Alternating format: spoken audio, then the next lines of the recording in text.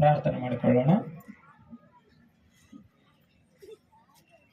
ನಮ್ಮನ್ನು ಬಹಳವಾಗಿ ಪ್ರೀತಿ ಮಾಡಿರುವ ಸರ್ವಶಕ್ತನಾಗಿರ್ತಕ್ಕಂಥ ನಮ್ಮ ತಂದೆ ದೇವರೇ, ನಿನ್ನ ಶ್ರೇಷ್ಠಗಳ ನಾಮಕ್ಕೆ ವಂದನೆಗಳು ದೇವ. ಒಂದು ಸಾಯಂಕಾಲ ಸಮಯದಲ್ಲಿ ದೇವ ನಮ್ಮ ಅನುಕೂಲವಾದಂಥ ರೀತಿಯಲ್ಲಿ ನಮಗೆ ಅನುಕೂಲವಾದಂಥ ರೀತಿಯಲ್ಲಿ ವಾತಾವರಣವನ್ನು ಅನುಗ್ರಹಿಸಿದ್ದಕ್ಕಾಗಿ ನಿನಗೆ ವಂದನೆಗಳು ದೇವ. ಮತ್ತು ಮೊದಲನೇ ಸಂದೇಶವನ್ನು ಮಾತನಾಡುವಂಥ ಸಂದರ್ಭದಲ್ಲಿ ದೇವ, ನಿಮ್ಮ ಮಕ್ಕಳಿಗೆ ಅರ್ಥವಾದಂಥ ರೀತಿಯಲ್ಲಿ ಹೇಳುವ ಭಾಗ್ಯವನ್ನು ಅನುಗ್ರಹಿಸು ದೇವ. ಪರಿಶುದ್ಧಾತ್ಮವನ್ನು ಸಹಾಯವನ್ನು ಅನುಗ್ರಹಿಸು. ಈ ಒಂದು ದೇವ ಕಾರ್ಯಕ್ರಮಕ್ಕೆ ಪ್ರಯಾಸಪಟ್ಟಂಥ ಪ್ರತಿಯೊಬ್ಬರನ್ನು ಕೂಡ ಹೆಸರಿಸಬೇಕು, ಆಶೀರ್ವದಿಸಬೇಕಂತ ಕೇಳುತ್ತಾ ಈ ಒಂದು ಪ್ರಾರ್ಥನೆ ಯೇಸು ನಾಮದಲ್ಲಿ ಬಿಡುತ್ತಾನಪ್ಪ ತಂದೆ, ಆಮೆನ್. ಕೂಡಿ ಬಂದಿರತಕ್ಕಂಥ ಎಲ್ಲರಿಗೂ ಕೂಡ ಯೇಸು ಕ್ರಿಸ್ತನ ಪುಣ್ಯ ನಾಮದಲ್ಲಿ ಶುಭಾಭಿವಂದನೆಗಳನ್ನು ತಿಳಿಸುವವನಾಗಿದ್ದೇನೆ. ಹಾಗೆ ಮುಖ್ಯ ವಾಕ್ಯೋಪದೇಶಕರಾಗಿ ಗುಂಟೂರು ಪ್ರಾಂತದಿಂದ ನಮ್ಮ ಕರ್ನಾಟಕ ಪ್ರಾಂತಕ್ಕೆ ಬಂದಿರತಕ್ಕಂಥ ಅಡಿಷನಲ್ ಡೆಪ್ಯೂಟಿ ಡೈರೆಕ್ಟರ್ ಶಾಂಸಣ್ಣನವರಿಗೂ ಕೂಡ ನಾನು ಹೃದಯಪೂರ್ವಕವಾದ ಧನ್ಯವಾದಗಳನ್ನು ತಿಳಿಸ್ತಾ ಇದ್ದೀನಿ. ಹಾಗೆ ನಾರ್ತ್ ಕರ್ನಾಟಕ ಪ್ರೆಸಿಡೆಂಟು, ನಮಗೆ ಹಿರಿಯರು, ನಮಗೆ ಸತ್ಯವಾಕ್ಯವನ್ನು ಮೊಟ್ಟ ಮೊದಲನೇದಾಗಿ ಕರ್ನಾಟಕಕ್ಕೆ ನಮ್ಮ ತಂದೆ ಆಗಿರ್ತಕ್ಕಂಥ ಜಯಶಾಲೆ ಪಿ ಡಿ ಸುಂದರ್ ಅವರ ವಾಕ್ಯವನ್ನು ತಂದಿರತಕ್ಕಂಥ ಮರಿಸ್ವಾಮಿ ಸರ್ ಅವರಿಗೂ ಕೂಡ ನಾನು ಹಿರಿಯರಿಗೆ ಧನ್ಯವಾದಗಳನ್ನು ನಮಸ್ಕಾರಗಳನ್ನು ತಿಳಿಸ್ತಾ ಇದ್ದೀನಿ. ಹಾಗೆ ವೇದಿಕೆ ಮೇಲೆ ಇರ್ತಕ್ಕಂಥ ಎಲ್ಲ ದೈವ ಸೇವಕರಿಗೂ ಎಲ್ಲ ಗಣ್ಯಮಾನ್ಯರಿಗೂ ಕೂಡ ನಾನು ಯೇಸು ಕ್ರಿಸ್ತ ನಾಮದಲ್ಲಿ ವಂದನೆಗಳನ್ನು ತಿಳಿಸ್ತಾ ಇದ್ದೀನಿ. ಪ್ರೇರೆ ಮತ್ತೆ ಕಲ್ಲೂರು ಗ್ರಾಮದಲ್ಲಿ ಮತ್ತು ಇವತ್ತು ಏರ್ಪಾಟ್ ಮಾಡಿರುವಂಥ ಅಂಶ ತಮ್ಮೆಲ್ಲರಿಗೆ ಗೊತ್ತಿರುವುದೇ ವಿಷಯ ಆಗಿದೆ. ಕಳೆದು ಹೋಗುತ್ತಿರುವ ನಿಗ್ರಹವು ಸುಟ್ಟು ಹಾಕುತ್ತಿರುವ ಆಗ್ರಹ. ಬಹುಶಃ ಇಲ್ಲಿರ್ತಕ್ಕಂಥವ್ರಿಗೆ ಈ ಸಬ್ಜೆಕ್ಟ್ ಅರ್ಥ ಆಗಿಲ್ಲ ಅನ್ಕೊಳ್ತೀನಿ ನಾನು. ಬಹಳಷ್ಟು ಜನಕ್ಕೆ ಇವತ್ತು ಸಮಾಜದಲ್ಲಿ ನಮಗೆ Bible open university India international ಯಾವುದಾದ್ರೂ ಒಂದು ಅಂಶ ಹೇಳಿದೆ ಅಂತಂದ್ರೆ ಅದರಿಂದ ಬಹಳ ರಹಸ್ಯ ಇರ್ತದೆ ಪ್ರೇರೆ. ಆ ಒಂದು ಸಬ್ಜೆಕ್ಟ್ ವಿವರಣೆ, ಈ ಒಂದು ಸಬ್ಜೆಕ್ಟ್ ವಿವರಣೆ ಮಾಡೋದಕ್ಕಾಗಿ ನಾವು ಗುಂಟೂರಿನಿಂದ ಅಣ್ಣನವ್ರನ್ನ ಕರೆಸ್ತೀವಿ. ಈ ಸಬ್ಜೆಕ್ಟ್ ನಿಮಗೆ ಅರ್ಥವಾದಂಥ ರೀತಿಯಲ್ಲಿ ಅಣ್ಣನವರು ಮುಂದೆ ತಿಳಿಸ್ತಾರೆ. ಅದಕ್ಕಿಂತ ಮುಂಚಿತವಾಗಿ ಒಂದು 10 ನಿಮಿಷ ನನಗೆ ಕೊಟ್ಟಂತ ಸಮಯದಲ್ಲಿ ನಾನು ಮುಗಿಸ್ತೀನಿ ಪ್ರೇರೆ. ಇವತ್ತು ಮನುಷ್ಯನ ನಡುವೆ ಪ್ರೇರೆ, ಮನುಷ್ಯನ ನಡುವೆ ಅಂದ್ರೆ ಮನುಷ್ಯನ ನಡವಳಿಕೆ ಯಾವ ಕಡೆ ಹೋಗ್ತಾ ಇದೆ, ಮನುಷ್ಯನ ತನ್ನ ಒಂದು ಜೀವಿತವನ್ನು ಯಾವುದೇ ಕಡೆ ತಿರುಗಿಸ್ತಾ ಇದ್ದಾನೆ. ಇವತ್ತು ಸಮಾಜದಲ್ಲಿರ್ತಕ್ಕಂಥ ಈ ಪರಿಸ್ಥಿತಿಯನ್ನ ನಾವು ನೋಡ್ತಾ ಇದ್ರೆ ಈ ಮಾನವನ ನಡೆ ಎಲ್ಲಿಗೆ ಹೋಗ್ತಾ ಇದೆ?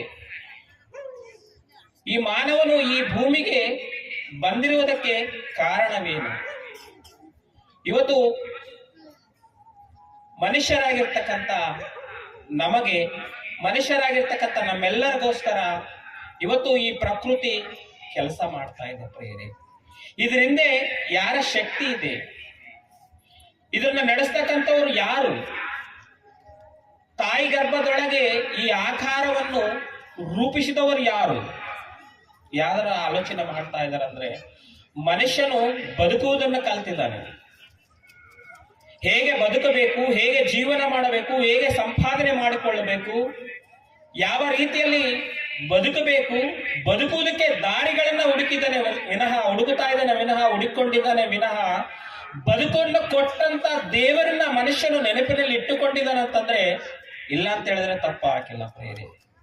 ಇವತ್ತು ಈ ಭೂಮಿ ಮೇಲೆ ಬದುಕತಕ್ಕಂಥ ಅನೇಕರ ಒಂದು ನಡವಳಿಕೆಯನ್ನ ನೋಡಿದಾಗ ಪ್ರತಿ ಮನುಷ್ಯನ ನಡವಳಿಕೆ ಯಾವ ಕಡೆ ಇರ್ತದೆ ಅಂತಂದ್ರೆ ಕೆಟ್ಟ ಮಾರ್ಗ ಕಡೆನೇ ಇರ್ತದೆ ಪ್ರೇರೆ. ಏನ್ರಿ, ಮನುಷ್ಯನ ನಡವಳಿಕೆ ಯಾವ ದಿಕ್ಕು ತೋರಿಸುದಂತಂದ್ರೆ ಕೆಟ್ಟದ ಮಾರ್ಗ ಕಡೆನೆ ಮನುಷ್ಯನ ನಡವಳಿಕೆ ನಮಗೆ ಕಂಡು ಬರ್ತದ. ಮತ್ತೆ ಸತ್ಯದ ಮಾರ್ಗದ ಕಡೆ ಇಲ್ವಾ? ಇಲ್ಲ ಪ್ರೇರೆ. ಮನುಷ್ಯನನ್ನ ದೇವರು ಈ ಭೂಮಿ ಮೇಲೆ ಕಳಿಸುವುದಕ್ಕಿಂತ ಮುಂಚಿತವಾಗಿ ಆತನು ಮಾಡಿದಂತ ಆಲೋಚನೆ ಏನಾಗಿತ್ತು?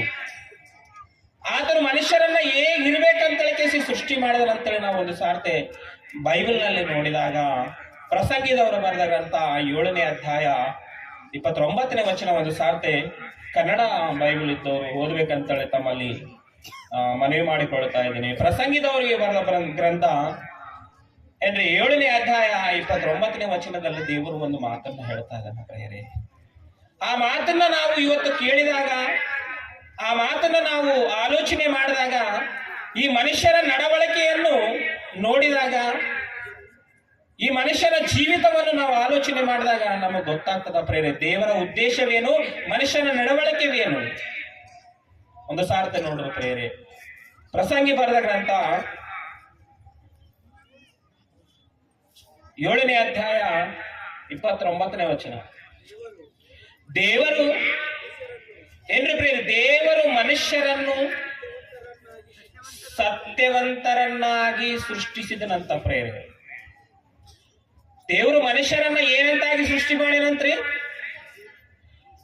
ದೇವರು ಮನುಷ್ಯರನ್ನ ಸತ್ಯವಂತರನ್ನಾಗಿ ಸೃಷ್ಟಿ ಮಾಡ್ಯಾನಂತ. ಅವರಾದರೂ ಅನೇಕ ಕಲ್ಪನೆಗಳನ್ನು, ಏನ್ರಿ ಪ್ರೇರೆ, ಅನೇಕ ಕಲ್ಪನೆಗಳನ್ನು ನೋಡ್ರಿ. ಮನುಷ್ಯನನ್ನ ದೇವರು ಸತ್ಯವಂತರನ್ನಾಗಿ ಸೃಷ್ಟಿ ಮಾಡ್ಯಾನಂತ್ರಿ. ದೇವರು ಮನುಷ್ಯರನ್ನ ಸತ್ಯವಂತರನ್ನಾಗಿ ಸೃಷ್ಟಿ ಮಾಡಿದ್ರೆ, ಇವತ್ತು ಮನುಷ್ಯನು ಸತ್ಯದ ಮಾರ್ಗದಲ್ಲಿ ಇದಾನ ಅಂತ ನಾವು ಆಲೋಚನೆ ಮಾಡಿದಾಗ ಏನ್ರಿ, 100ರಲ್ಲಿ ಒಬ್ಬರು ಸಿಗೋದು ಕೂಡ ಕಷ್ಟ ಆಗಿದೆ ರೀ. ಹೌದಂತೇನಿಲ್ಲ ಪ್ರೇರೆ. ಎಲ್ಲಾರು ಏನಾಗಿರಂತಂದ್ರೆ, ಎಲ್ಲಾರು ದಾರಿ ತಪ್ಪಿ ನಡೆಯುತ್ತಾ ಇದ್ದಾರೆ. ಇದು ನಾನು ಹೇಳುವಂತ ಮಾತಲ್ಲ ಪ್ರೇರೆ, ಬೈಬಲ್ ಹೇಳುವಂತ ಮಾತಿದು, ದೇವರು ಬರೆಸಿಟ್ಟಿರುವಂತ ಮಾತು. ಎಲ್ಲಾರು ಏನಾಗಿದ್ದಾರೆ ಅಂತ ಗೊತ್ತಾ ಪ್ರಿಯರಾಗಿರ್ತಕ್ಕಂಥ ಆತ್ಮೀಯರೇ? ಕೀರ್ತನೆ ಬರೆದ ಗ್ರಂಥ 14ನೇ ಅಧ್ಯಾಯ ಏನ್ರಿ, ಕೀರ್ತನೆ ಬರೆದ ಗ್ರಂಥ 14ನೇ ಅಧ್ಯಾಯದಲ್ಲಿ ನೋಡಿದಾಗ 2ನೇ ವಚನದಲ್ಲಿ ನಾವು ನೋಡಿದಾಗ ದೇವ್ರು ಏನಂತ ಹೇಳ್ತದನಂತಂದ್ರೆ ಏನ್ರಿ, ಮನುಷ್ಯರಲ್ಲಿ ತನ್ನ ಸಾನ್ನಿಧ್ಯವನ್ನು ಅಂದ್ರೆ ದೇವರನ್ನು ಏನ್ರಿ, ದೇವರನ್ನು ಆಪೇಕ್ಷಿಸುವ ಅಂದ್ರೆ ದೇವರ ಬಗ್ಗೆ ಆಶಿಸುವವರು ಬುದ್ಧಿವಂತರು ಇದ್ದಾರೋ ಎಂದು ದೇವರು ಆಕಾಶದಿಂದ ಮನುಷ್ಯರನ್ನು ನೋಡಲಾಗಿ ಒಳ್ಳೆಯದನ್ನು ಮಾಡುವವನು ಇಲ್ಲ, ಒಬ್ಬನಾದರೂ ಇಲ್ಲಂತ ಪ್ರೇರೆ. ಪ್ರತಿಯೊಬ್ಬನು ದಾರಿ ತಪ್ಪಿದವನಾಗಿ ಬಿಟ್ಟನಂತ. ಎಲ್ಲಾರು ಕೆಟ್ಟು ಹೋಗ್ಯಾರಂತ ಹೇಳ್ತದನ ಪ್ರೇರಾಗಿರ್ತಕ್ಕಂಥ ಆತ್ಮೀಯರೇ. ನಾವು ಆಲೋಚನೆ ಮಾಡಬೇಕು. ಇವತ್ತು ದೇವರು ಕೊಟ್ಟಂತ ಅದ್ಭುತವಾದಂತ ಈ ಅವಕಾಶವನ್ನು, ದೇವರು ಕೊಟ್ಟಂತ ಅದ್ಭುತವಾದಂತ ಈ ಜೀವಿತವನ್ನು ಯಾವುದಕ್ಕಾಗಿ ನಾವು ಮುಡುಪಾಗಿಡ್ತಾ ಇದ್ದೀವಿ? ಯಾವುದಕ್ಕಾಗಿ ಈ ದೇಹನ ಉಪಯೋಗ ಮಾಡಿಕೊಳ್ತಾ ಇದ್ದೀವಿ? ದೇವರ ಬಗ್ಗೆ ಆಲೋಚನೆ ಮಾಡ್ತಾ ಇದ್ದೀವ? ದೇವರ ಸಂಕಲ್ಪವೇನು, ಆತನ ಮನಸ್ಸೇನು, ಆತನ ಆಲೋಚನೆ ಏನು? ಇವತ್ತು ಯಾರಿಗೆ ಗೊತ್ತಿದೆ ಪ್ರೇರೆ? ಪ್ರಕೃತಿನ ಅನುಭವಿಸ್ತಾ ಇದ್ದಾನೆ ಮನುಷ್ಯನು, ಸೃಷ್ಟಿನ ಅನುಭವಿಸ್ತಾ ಇದ್ದಾನೆ ಪ್ರತಿದಿನವೂ. ಮನುಷ್ಯನು ದಾರಿ ತಪ್ಪಿ ನಡೀತಾ ಇದ್ದಾನೆ ಪ್ರೇರೆ. ಮನುಷ್ಯನಲ್ಲಿ ಶಾರೀರಿಕ ಕೋರಿಕೆಗಳನ್ನ ತಂದುಕೊಂಡು ಕೇಸಿ, ಅದಕ್ಕೆ ಪ್ರೇರೆ ಕಳೆದು ಹೋಗ್ತಾ ಇದೆ. ಇವತ್ತು ಮನುಷ್ಯನಲ್ಲಿ ಮನುಷ್ಯತ್ವ ಅಂತಕ್ಕಂಥದ್ದು ಇದೆಯಾ? ಒಂದು ಸಾರ್ಥ ಆಲೋಚನೆ ಮಾಡ್ರಿ. ಮನುಷ್ಯನಲ್ಲಿ ಮನುಷ್ಯತ್ವ ಅಂತಕ್ಕಂಥದ್ದು ಪ್ರೀತಿ, ಪ್ರೇಮ, ವಾತ್ಸಲ್ಯ, ಕನುಕೂರೆ ಏನ್ರಿ, ಇವ್ಯಾವ ಮನುಷ್ಯರಲ್ಲಿ ಕಾಣ್ತಾ ಇದಾವ? ಇಲ್ಲ ಪ್ರೇರೆ. ಯಾರಲ್ಲಿ ನೋಡಿದ್ರು ಕೂಡ ಕೋಪ, ಸಿಟ್ಟು, ದ್ವೇಷಗಳು, ಕಲಹಗಳು, ಮಚ್ಚರಗಳು ಇವೇ ಇವತ್ತು ಈ ಸಮಾಜದಲ್ಲಿ ತುಂಬಿ ತುಳುಕುತ್ತಾ ಇದ್ದಾವೆ ಪ್ರೇರೆ. ಇವೆಲ್ಲವೂ ನಮ್ಮನ್ನ ಎಲ್ಲಿಗೆ ಕರ್ಕೊಂಡು ಹೋಗ್ತದೆ ಗೊತ್ತಾ? ಎಲ್ಲಿಗೆ ಕರ್ಕೊಂಡು ಹೋಗ್ತದೆ ಗೊತ್ತಾ ಪ್ರೇರೆ?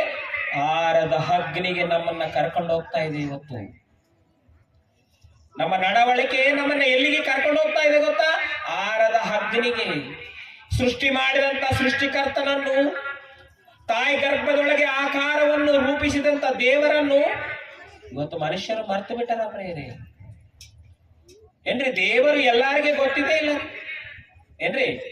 ಪ್ರೇರಾಗಿರ್ತಕ್ಕಂಥ ಆತ್ಮೀಯರೇ, ಯಾರಿಗಾದ್ರೂ ಕೇಳ್ರಿ, ಇಲ್ಲಿ ಇದ್ದಿರ್ತಕ್ಕಂಥವ್ರು ಸ್ಟೇಜ್ನಲ್ಲಿ, ಈ ಸ್ಟೇಜ್ ಮುಂದೆ ಕುಂತಿರ್ತಕ್ಕಂಥ, ಈ ಒಂದು ಮೈದಾನದಲ್ಲಿ ಕುಂತಿರ್ತಕ್ಕಂಥ ನಿಮ್ಮೆಲ್ಲರನ್ನು ಕೂಡ್ರೆ ದೇವ್ರ ಐದನಿಲ್ಲ ಐದನ ಏನ್ರಿ?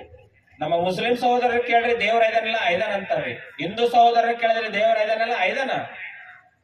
ಕ್ರಿಶ್ಚಿಯನ್ ಆಗಿರ್ತಾರೆ, ನಮಗೆ ದೇವ್ರು ಐದನ ಅಂತಂದ್ರೆ ಐದನ. ಆದ್ರೆ ಇದಾನೆ ದೇವ್ರು. ಮತ್ತೆ ಆತನ್ನ ಆರಾಧಿಸುವುದು, ಇಲ್ಲ ಪ್ರೇರೆ.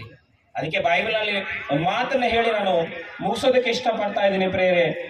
ಏನ್ರಿ, ರೋಮಪುರದವರಿಗೆ ಬರೆದ ಪತ್ರಕ್ಕೆ ಅಪೋಸ್ತಲಾಗಿರ್ತಕ್ಕಂಥ ಪೌಲನವರು ರೋಮಪುರದವರಿಗೆ ಬರೆದ ಪತ್ರಕ್ಕೆ 1ನೇ ಅಧ್ಯಾಯ 19ನೇ ವಚನ ಒಂದು ಸಾರ್ತೆ ಓದಿಕೊಳ್ಳೋಣ ಪ್ರೇರೆ.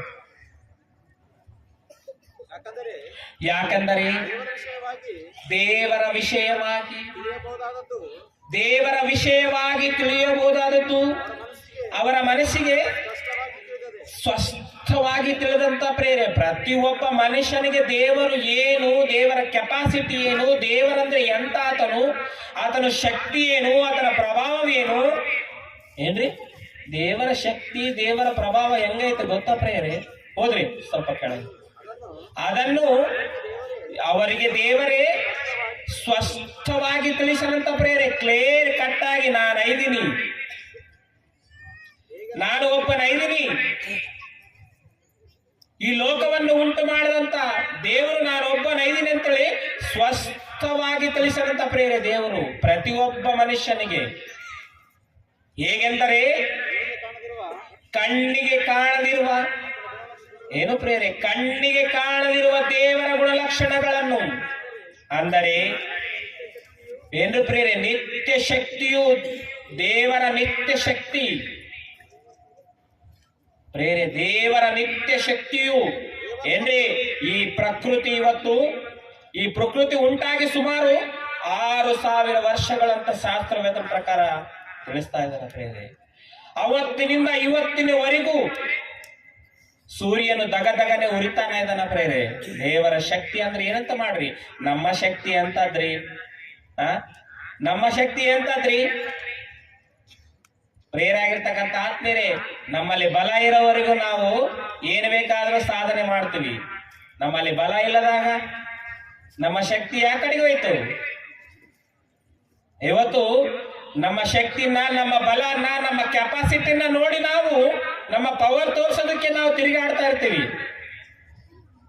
ನಾವು ಎಷ್ಟು ಗ್ರೇಟ್ ಅಂತೇಳಿ ನಮ್ಮದು ನಾವು ಹೆಚ್ಚಿಸಿಕೊಳ್ಳೋದಕ್ಕೆ ನಾವು ಪ್ರಯತ್ನ ಮಾಡ್ತಾ ಇರ್ತೀವಿ. ದೇವರ ಶಕ್ತಿ, ಆತನ ಶಕ್ತಿ ಎಂತದ್ದು ಗೊತ್ತಾ ಪ್ರೇರೆ? ಆತನು ಮನಸ್ಸು ಮಾಡಿದ್ರೆ ಪ್ರೇರಾಗಿರ್ತಕ್ಕಂಥ ಆತ್ಮೀಯರೇ, ಒಂದೇ ಒಂದು ಕ್ಷಣದಲ್ಲಿ ಈ ಭೂಮಿಯನ್ನು ನಾಶ ಮಾಡಬಲ್ಲನು. ಗೊತ್ತಾ? ದೇವರ ಶಕ್ತಿ ಅಂದ್ರೆ ಏನಂತ ತಿಳ್ಕೊಂಡ್ರೆ ಇವತ್ತು ಮನುಷ್ಯರು, ದೇವರಂದ್ರೆ ಕಣ್ಣಿಗೆ ಕಾಣದಿಲ್ಲಲ್ಲ ಏನ್ರಿ, ದೇವರಂದ್ರೆ ಕಣ್ಣಿಗೆ ಕಾಣದಿಲ್ಲಲ್ಲ, ಆತ ನಮ್ಮನ್ನೇನ್ ಮಾಡ್ತಾನ, ನಮ್ಮನ್ನೇನು ಮಾಡಬಲ್ಲನು. ಹೌದಲ್ರಿ? ಪ್ರೇರಾಗಿರ್ತಕ್ಕಂಥ ಆತ್ಮರೇ, ದೇವರು ಒಂದು ಸಂದರ್ಭದಲ್ಲಿ ತನಗೆ ವಿರೋಧವಾಗಿ ಬದುಕಿದಂತ ಸೊದೋಮ ಗೊಮೋರ ಪಟ್ಟಣವನ್ನು ಅಗ್ನಿ ಗಂಧಕದಿಂದ ಸುಟ್ಟು ಬಿಟ್ಟ. ಗೊತ್ತಿದೆ ಪ್ರೇರ ಬೈಬಲ್ನಲ್ಲಿ.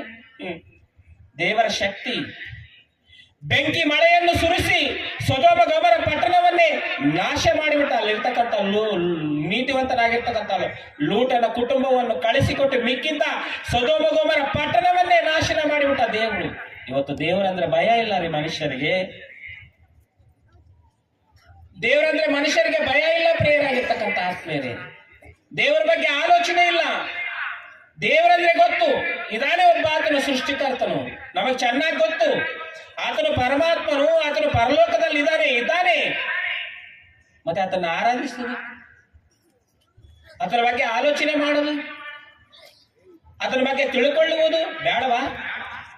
ಯಾವಾಗಲೂ ಏನು ತಿನ್ನಬೇಕು, ಏನು ಕುಡಿಯಬೇಕು, ಏನು ಧರಿಸಿಕೊಳ್ಳಬೇಕು, ಹೇಗೆ ಬದುಕಬೇಕು, ಹೇಗೆ ಸುಖ ಪಡಬೇಕು, ಯಾವ ಬಿಸಿನೆಸ್ ಮಾಡಿದ್ರೆ ನಾನು ಮುಂದೆ ಆಗ್ತೀನಿ, ಯಾವ ರೀತಿ ಬದುಕಿದ್ರೆ ನಾನು ಈ ಒಂದು ಸುಖ ಜೀವನ ಅನುಭವಿಸಬಲ್ಲೆನು ಅನ್ನುವಂತ ಆಲೋಚನೆ ಮನುಷ್ಯನಲ್ಲಿದೆ ಹೊರತು ಆ ದೇವರ ಬಗ್ಗೆ ಇದೆಯಾ ಆಲೋಚನೆ? ಆ ದೇವರ ಬಗ್ಗೆ ಮನುಷ್ಯನ ಆಲೋಚನೆ ಮಾಡ್ತಾ ಇದ್ದಾನ? ಅದರ ಶಕ್ತಿಯು ಇವತ್ತು ನಮ್ಮೆಲ್ಲರಿಗೆ ಗೊತ್ತಿದೆ ಪ್ರೇರೆ. ಪ್ರತಿಯೊಬ್ಬರು ಮಾಸ್ಕ್ ಹಾಕಬೇಕಿಲ್ಲ ನೀವೆಲ್ಲರೂ. ಯಾಕೆ ಹಾಕಬೇಕ್ರಿ ಮಾಸ್ಕ್? ಎಲ್ರಿ ಯಾಕೆ ಹಾಕಬೇಕ್ರಿ ಮಾಸ್ಕ್? ಗೊತ್ತಿಲ್ವಾ? ಕೊರೋನಾ 1ನೇ ಅಲೆ ಹೋಯ್ತು, 2ನೇ ಅಲೆ ಹೋಯ್ತು, ಈಗ 3ನೇ ಅಲೆ ನಡೀತಾ ಇದೆ. 1ನೇ ಅಲೆಯಲ್ಲಿ ಗುಂಪಾಗಿ ಹೋಗಿಬಿಟ್ರು. ದೇವರ ಶಕ್ತಿ ಅಂದ್ರೆ ಏನಂತ ಮಾಡ್ರಿ? ಅಸಲ್ ಮನುಷ್ಯಾಗ ಬದುಕಬೇಕಂದ್ರೆ ಏನ್ ಬೇಕ್ರಿ? ಮನುಷ್ಯನು ಬದುಕಬೇಕಂದ್ರೆ ಉಸಿರಾಡಬೇಕು, ಹೌದಲ್ರಿ? ಗಾಳಿ ಉಸಿರಾಡಬೇಕು. ಆ ಮೂಗಿಗೆ ದೇವರು ಒಲಿಗೆ ಒಲ್ಲಬೇಕಂಚನ ಗೊತ್ತದ ನಿಮ್ಗೆ? ಒಂದನೇ ಅಲೆ ಹೋಯ್ತು, ಎರಡನೇ ಅಲೆ ಹೋಯ್ತು, ಈಗ ಮೂರನೇ ಅಲೆದಲ್ಲಿ, ಒಂದನೇ ಅಲೆದಲ್ಲಿ ಲಕ್ಷಾನುಗಟ್ಲೆ ಜನ, ಎರಡನೇ ಅಲೆಯಲ್ಲಿ ಲಕ್ಷಾನುಗಟ್ಲೆ, ಇನ್ನು ಪ್ರಾರಂಭ ಆಗಿದೆ ಮೂರನೇ ಅಲೆ. ಯಾರು ಆಲೋಚನೆ ಮಾಡ್ತಾ ಇದ್ದಾರೆ ಇವತ್ತು? ಯಾರು ಆ ದೇವರ ಬಗ್ಗೆ ತಿಳ್ಕೊಳ್ತಾ ಇದ್ದಾರ್ರಿ? ಪ್ರೇರಾಗಿರ್ತಕ್ಕಂಥ ಆತ್ಮೇರೆ, ಇವತ್ತು ಮನುಷ್ಯನಿಗೆ ಈ ಪರಿಸ್ಥಿತಿ ಬರುವುದಕ್ಕೆ, ಮನುಷ್ಯನಿಗೆ ಇವತ್ತು ಈ ಸ್ಥಿತಿಗತಿಗಳು ಉಂಟಾಗೋದಕ್ಕೆ ಕಾರಣ ಏನು? ಯಾರಾದ್ರೂ ಆಲೋಚನೆ ಮಾಡ್ತಾರ್ರಿ? ಕಾರಣದ ಬಗ್ಗೆ ಯಾರಾದ್ರೂ ಆಲೋಚನೆ ಮಾಡ್ತಾರಂದ್ರೆ ಇಲ್ಲ ಪ್ರೇರೆ. ಮಾಸ್ಕ್ ಉಪಯೋಗಿಸ್ತೀವಿ, ಸ್ಯಾನಿಟೈಸರ್ ಉಪಯೋಗಿಸ್ತೀವಿ, ಜಾಗ್ರತೆಯನ್ನು ತೆಗೆದುಕೊಳ್ತೀವಿ ನಾವು ಶರೀರನ್ನ ಕಾಪಾಡಿಕೊಳ್ಳುವುದಕ್ಕಾಗಿ, ಈ ಕೊರೋನಾ ಒಂದು ರೋಗದಿಂದ ತಪ್ಪಿಸಿಕೊಳ್ಳುವುದಕ್ಕಾಗಿ. ಏನ್ರಿ? ಸ್ಯಾನಿಟೈಸರ್ ಅಂತ, ಮಾಸ್ಕ್ ಅಂತ, ಡಿಸ್ಟೆನ್ಸ್ 1 ಮೀಟರ್ ಡಿಸ್ಟೆನ್ಸ್ ಅಂತ, ಏನ್ರಿ? ಕೊರೋನಾ ಬಂತ ಅನ್ಕೋರಿ, ತಂದೆ ಮಗನ ಹತ್ರ ಬರಲ್ಲ, ಮಗ ತಂದೆ ಹತ್ರ ಹೋಗಲ್ಲ, ತಾಯಿ ಮಗಳ ಹತ್ರ ಬರಲ್ಲ, ಮಗಳು ತಾಯಿ ಹತ್ರ ಹೋಗಂಗಿಲ್ಲ. ಎಂತ ಸ್ಥಿತಿ ನೋಡ್ರಿ ಇದು. ಪ್ರೇರಾಗಿರ್ತಕ್ಕಂಥ ಆತ್ಮೇರೆ, ಇವತ್ತು ಈ ಸ್ಥಿತಿಗತಿಗಳು ಮನುಷ್ಯನಿಗೆ ಬರೋದಕ್ಕೆ ಕಾರಣ ಏನಂತಂದ್ರೆ ಮನುಷ್ಯನ ಹೃದಯದೊಳಗೆ ದೇವರ ಮಾತು ಇಲ್ಲ. ಅಸಲ್ ಪಾಯಿಂಟ್ ಮಾಡ್ತು ಬಿಟ್ಟದ ಸಮಾಜ. ಅಸಲ್ ಸಿಸಲಾದದನ್ನ ಮರೆತುಕೆಸಿ ಡಿಸ್ಟೆನ್ಸ್ ಮೇಂಟೈನ್ ಮಾಡ್ತಾ ಇದೆ ಅಷ್ಟೇ. 1 ಮೀಟರ್ ಡಿಸ್ಟೆನ್ಸ್, ಮಾಸ್ಕ್, ಸ್ಯಾನಿಟೈಸರ್. ಇದರಿಂದ ನಿನಗೆ ಕೊರೋನಾ ಬರಲಾರ್ದಂಗೆ ಇರ್ತದೆ ಅನ್ಕೊಂಡಿದ್ಯಾ? ಸ್ಯಾನಿಟೈಸರ್ ಯೂಸ್ ಮಾಡಿದ್ರೆ ಕೊರೋನಾ ಬರಂಗಿಲ್ಲ ಅನ್ಕೊಂಡಿದ್ಯಾ? ಮಾಸ್ಕ್ ಹಾಕಿದ್ರೆ ಕೊರೋನಾ ಬರೋದಿಲ್ಲ ಅನ್ಕೊಂಡ್ರೆ? ಡಿಸ್ಟೆನ್ಸ್ ಮೇಂಟೈನ್ ಮಾಡಿದ್ರೆ ಕೊರೋನಾ ಬರಲ್ಲ ಅನ್ಕೊಂಡಿದ್ಯಾ? ಪ್ರೇರೆ, ದೇವರು ನೀನು ಯಾವ ಮೂಲೆ ಒಳಗ ಕುಂತಿದ್ರು ಕೂಡ ಅಲ್ಲಿಂದ ನೀನು ನಮ್ಮನ್ನ ಎಬ್ಬಿಸ್ತಾನ ಪ್ರೇರೆ. ದೇವರಿಗೆ ನಾವು ಇಷ್ಟ ಆಗದೆ ಹೋದ್ರೆ ಅದಕ್ಕೆ ಏನ್ ಹೇಳ್ತದ? ಹೋದ್ರಪ್ಪ.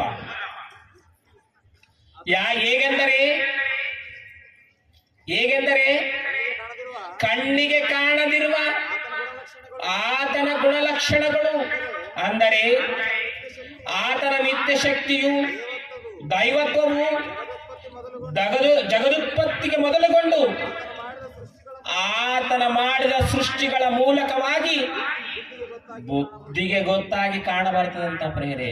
ಎಲ್ಲ ಗೊತ್ತಿದ್ರು ಕೂಡ, ಎಲ್ಲ ತಿಳಿದಿದ್ರು ಕೂಡ, ಎಲ್ಲ ಆಲೋಚನೆ ಇದ್ರೂ ಕೂಡ ಪ್ರೇರಾಗಿರ್ತಕ್ಕಂಥ ಆತ್ಮೇರೆ ಮತ್ತೆ ದೇವರ ಬಗ್ಗೆ ಯಾಕೆ ಬದುಕುತ್ತಾ ಇಲ್ಲ? ದೇವರ ಬಗ್ಗೆ ಯಾಕೆ ತಿಳ್ಕೊಳ್ತಾ ಇಲ್ಲ? ಇವತ್ತು ಶಾಂತಮೂರ್ತಿ ಅಣ್ಣನವರು ಎಷ್ಟೋ ಕಷ್ಟನ ಪಟ್ಟವ.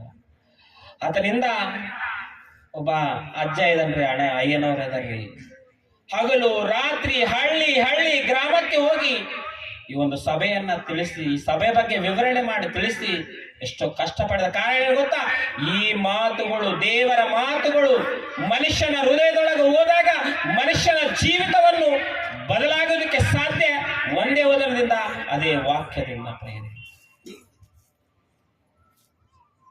ಇವತ್ತು ಮನುಷ್ಯನ ಹೃದಯವನ್ನು ಕದಲಿಸುವಂತ ಶಕ್ತಿ, ಮನುಷ್ಯನ ಹೃದಯವನ್ನು ಬದಲಿಸುವಂತ ಶಕ್ತಿ ಯಾವುದಕ್ಕಿದೆ ಅಂತ ಗೊತ್ತಾಗಿದೆ ಅಂದ್ರೆ ದೇವರ ವಾಕ್ಯಕ್ಕೆ ಮಾತ್ರ ಇದೆ ರೀ. ದೇವರ ವಾಕ್ಯಕ್ಕೆ ಮಾತ್ರ ಇದೆ ಪ್ರೇರಾಗಿರ್ತಕ್ಕಂಥ ಆತ್ಮೇರೆ. ಅದಕ್ಕೆ ದೇವರು ಬೈಬಲ್ನಲ್ಲಿ ಪ್ರೇರೆ ಅನೇಕ ವಿಷಯಗಳನ್ನ ನಮ್ಗೆ ತಿಳಿಸಿದ್ದಾನೆ. ಅದರಲ್ಲಿ ಒಂದು ವಿಷಯನ ನಾನು ತಿಳಿಸಿ ಮುಗಿಸ್ತೀನಿ ಪ್ರೇರೆ. ದೇವರ ಮಾತುಗಳು ಮನಸ್ಸಲ್ಲಿ ಎಲ್ಲಿರಬೇಕು ಅಂತೇಳಿ ಧರ್ಮೋಪದೇಶ ಕಾಂಡ 6ನೇ ಅಧ್ಯಾಯ 6ನೇ ವಚನವನ್ನು ಹೇಳಿ ನಾನು ಸಮಯ ಮತ್ತೆ ಮುಂದೆ ಮುಖ್ಯ ಪ್ರಸಂಗಿಕರಿದ್ದಾರೆ. ಅಣ್ಣನವರು ಬಹಳ ದೂರ ಪ್ರಾಂತ್ಯದಿಂದ ಬಂದಿದ್ದಾರೆ, ಗುಂಟೂರು ಪ್ರಾಂತ್ಯದಿಂದ. ನಮಗೂ ಒಳ್ಳೆಯ ಒಂದು ಸಂದೇಶವನ್ನು ತಿಳಿಸುವುದಕ್ಕಾಗಿ, ನಮ್ಮ ಜೀವಿತವನ್ನು ಬದಲಾಯಿಸುವುದಕ್ಕೆ ಇದೊಂದು ಒಳ್ಳೆಯ ಅವಕಾಶವಂತೇಳಿ ನಾವು ಇಲ್ಲಿ ಕುಂತಿರ್ತಕ್ಕಂಥ ನಾವೆಲ್ಲರೂ ಗ್ರಹಿಸಿಕೊಳ್ಳಬೇಕಂತೇಳಿ ತಮ್ಮಲ್ಲಿ ಮನವಿ ಮಾಡಿಕೊಳ್ತಾ ಇದ್ದೇವೆ ಪ್ರೇರೆ. 6ನೇ ಅಧ್ಯಾಯ 6ನೇ ವಚನ ಒಂದು ಸಾರ್ಥ ನೋಡ್ರಿ ಪ್ರೇರೆ. ನಾನು ಈಗ ಅಂದ್ರೆ ಪ್ರೇರೆ, ನಾನು ಇವಾಗ ದೇವರು ಹೇಳುವಂತ ಮಾತು ಪ್ರೇರೆ. ಅದು ದೇವರು ನಮ್ಮ ಮುಖಾಂತರ, ಅಣ್ಣನವರ ಮುಖಾಂತರ ಹೇಳುವಂತ ಮಾತಿದು. ನೀವೆಲ್ಲರೂ ಗ್ರಹಿಸಿಕೊಳ್ಳಬೇಕು, ಆಲೋಚನೆ ಮಾಡಿಕೊಳ್ಳಬೇಕು. ದೇವರ ಮಾತು ಅಂದ್ರೆ ಮನುಷ್ಯನಿಗೆ ಕೇಳಿದ್ರೆ ಲಾಭ ಇದೆ ಏನ್ರಿ. ದೊಡ್ಡೋರು ಹೇಳಿದಾಗ ನಾವು ಕೇಳಿದ್ರೆ ಎಷ್ಟು ನಮಗೆ ಒಳ್ಳೇದಾಗ್ತು ಎಂಬುವಂತ ಭಾವನೆ ನಮ್ಮಲ್ಲಿ ಇರ್ತದೋ, ದೊಡ್ಡೋರ ಮಾತಿಗೆ ನಾವು ಎಷ್ಟು ಬೆಲೆ ಕೊಡ್ತೀವೋ, ಎಷ್ಟು ಗೌರವ ಕೊಡ್ತೀವೋ, ಅದಕ್ಕಿಂತ 100ರಷ್ಟು ಹೆಚ್ಚಾಗಿ ದೇವರ ಮಾತಿಗೆ ಬೆಲೆ ಕೊಟ್ಟಾಗ, ದೇವರ ಮಾತಿಗೆ ನಾವು ಕಿವಿಗೊಟ್ಟಾಗ ಏನ್ರಿ ನಮ್ಮ ಹೃದಯವು ಬದಲಾಗ್ತದ, ನಮ್ಮ ಜೀವಿತ ಬದಲಾಗ್ತದ, ನಮ್ಮ ಕುಟುಂಬದಲ್ಲಿ ಸಂತೋಷವೂ ಉಂಟಾಗ್ತದ. ಅಂತ ಮಾತುಗಳು ಇವು. ಏನಂತ ಹೇಳ್ತದ ನೋಡ್ರಿ, ನಾನು ಹೇಳುವಂತ ಮಾತುಗಳು ಮೊದಲು ನಿಮ್ಮ ಹೃದಯದಲ್ಲಿ ಇರ್ಬೇಕಂದನ ಪ್ರೇರೆ ದೇವರು. ಎಲ್ಲಿರ್ಬೇಕಂದನ್ರಿ? ನಮ್ಮ ಹೃದಯದಲ್ಲಿ. ಹೃದಯ ಅಂದ್ರೆ ಮತ್ತೆ ಎಲ್ಲರೂ ಎದೆ ಹಿಡ್ಕೊಂಡ್ರಿ.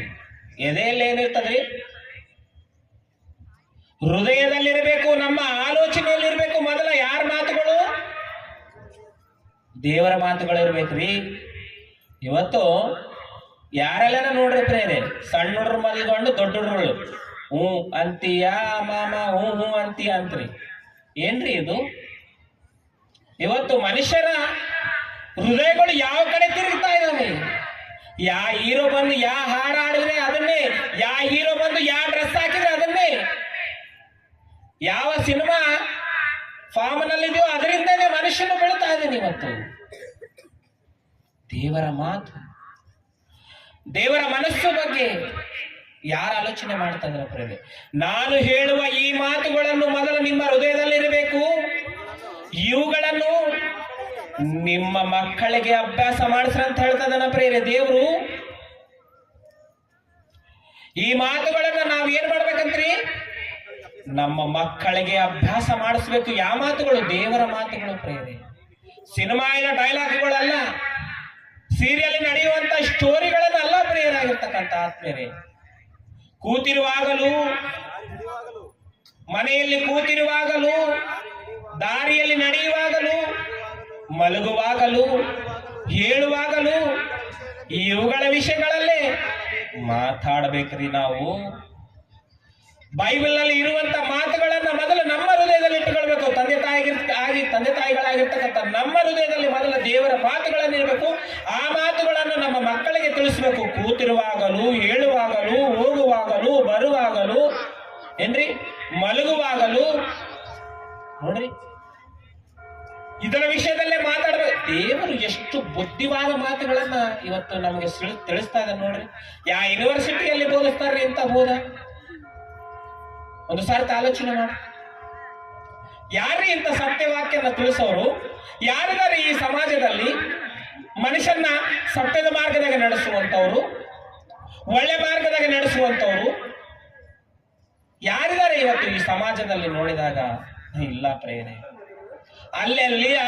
ಅಲ್ಲೆಲ್ಲಿ ಒಬ್ಬೊಬ್ರು ದೈವ ಸೇವಕರು, ಇಂಥ ದೊಡ್ಡ ದೊಡ್ಡ ದೈವ ಸೇವಕರು ನಮಗೆ ಕಂಡು ಬರ್ತಾರೆ ಅಷ್ಟೇ ವಿನಃ ಎಲ್ಲಿ ನೋಡಿದ್ರು ಕೂಡ ಮನುಷ್ಯನ ಹತ್ರ ದೇವರ ಮಾತೇ ಇಲ್ಲ ಪ್ರೇರೆ. ಅದಕ್ಕೆ ನನಗೆ ಕೊಟ್ಟಿರ್ತಕ್ಕಂಥ ಈ ಸಮಯವನ್ನು ಮತ್ತೆ ದೇವರು ಕೊಟ್ಟಿರ್ತಕ್ಕಂಥ ನನಗೆ ಆಲೋಚನೆ ಮೇರೆಗೆ ನಾನು ನಿಮ್ಗೆ ಸ್ವಲ್ಪ ಸಮಯವನ್ನು ಹೇಳಿದ್ದೇನೆ. ಮತ್ತೆ ಈ ಮಾತುಗಳು ನಮ್ಮ ಆತ್ಮೀಯ ಲಾಭಕ್ಕಾಗಿ ದೇವರು ಆಶೀರ್ವದಿಸಲಿ. ಮುಂದೆ ಸಮಯವನ್ನು ಮತ್ತೆ ಹಣನವರಿದ್ದಾರೆ, ಚಿಕ್ಕದಾಗಿ ಪ್ರಾರ್ಥನೆ ಮಾಡಿಕೊಳ್ಳೋಣ. ಕಣ್ಣು ಮುಚ್ಚಿ. ಸಕಲ ಆಶೀರ್ವಾದಕ್ಕೆ ಕಾರಣಭೂತನಾಗಿರ್ತಕ್ಕಂಥ ನಮ್ಮ ತಂದೆಯಾದ ದೇವರೇ, ನಿನ್ನ ಶ್ರೇಷ್ಠಗಳ ನಾಮಕ್ಕೆ ವಂದನೆಗಳು. ದೇವ ನೀನು ಕೊಟ್ಟಿದ್ದ ಆಲೋಚನೆ ಮೇರೆಗೆ ನಿನ್ನ ಮಕ್ಕಳಿಗೆ ದೇವ ಸ್ವಲ್ಪ ಸಮಯವನ್ನು ನಿನ್ನ ವಾಕ್ಯವನ್ನು ತಿಳಿಸಿದ್ದೇನೆ ದೇವ. ಆ ಮಾತುಗಳು ಪ್ರತಿಯೊಬ್ಬರು ಕೂಡ ತಮ್ಮ ಹೃದಯ ಎಂಬ ಅಲಿಗೆಯಲ್ಲಿ ಲಿಖಿತ ಮಾಡಿಕೊಂಡು ಆ ಮಾತುಗಳ ಪ್ರಕಾರ ಜೀವಿಸೋ ಭಾಗ್ಯನ ಅನುಗ್ರಹಿಸು. ಹಾಗೆ ದೇವ, ಮುಂದೆ ಹೇಳುವಂತ ಅಣ್ಣನಿಗೆ ಕೂಡ ಬೇಕಾಗಿರ್ತಕ್ಕಂಥ ಸಮಯೋಚಿತವಾದ ಜ್ಞಾನವನ್ನು ಕೊಟ್ಟು ನಮಗೆ ಅರ್ಥವಾದಂಥ ರೀತಿಯಲ್ಲಿ ಹೇಳೋ ಭಾಗ್ಯವನ್ನು ಅನುಗ್ರಹಿಸಬೇಕಂತೇಳಿ ಈ ಒಂದು ಪ್ರಾರ್ಥನೆ ಯೇಸು ನಾಮದಲ್ಲಿ ಬಿಡ್ತಾನಪ್ಪ ತಂದೆ. ಆಮೆನ್.